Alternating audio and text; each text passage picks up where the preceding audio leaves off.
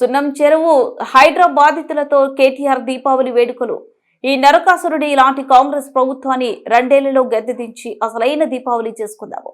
మీకు BRS party ఎల్లప్పుడూ అండగా ఉంటుంది. మా ప్రభుత్వం అధికారంలోకి రాగానే మీకు ఇక్కడే ఇండ్లు కట్టించి గౌరవంగా మిమ్మల్ని మీ ఇళ్లలోకి పంపిస్తాము. కేటీఆర్ ముమ్మాటికి మీ ఒక్కొక్కరి పేరు ఇక్కడ రాపిచ్చిపోతా. నేను కృష్ణారావు గారికి మన శేర్లింగంపల్లి నాయకులకు నేను చెప్పి మొత్తం రాసుకొని నా దగ్గర కూడా పెట్టుకుంటా. ప్రతి ఒక్కరికి బ్రహ్మాండమైన ఇల్లు ఇచ్చి మళ్ళా మీకు గౌరవంగా ఇళ్లలో తీసుకుపోయే బాధ్యత కూడా మేము తీసుకుంటామని చెప్పి కూడా ఈ సందర్భంగా తెలియజేస్తా ఉన్నాం.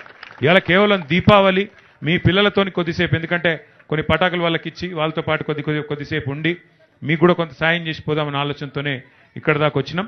మీ అందరూ కూడా దయచేసి ధైర్యంగా ఉండాలి. తప్పకుండా ఇంకొక 2 ఏళ్ళే, ఎక్కువ రోజులు ఏం లేదు. దీపావళి అంటేనే నరకాసుర వధ జరిగినాక జరుపుకునే పండుగ. ఈ దిక్కుమాలిన కాంగ్రెస్ ప్రభుత్వం ఏదైతుందో, పేదవాడి కడుపు కొట్టిన ప్రభుత్వం, నరకాసురుడు లాంటి ఈ ప్రభుత్వాన్ని తప్పకుండా ఇంటికి పంపే రోజులు మీ అందరి కన్నీళ్లలో ఈ ప్రభుత్వం కొట్టుకపోతుంది.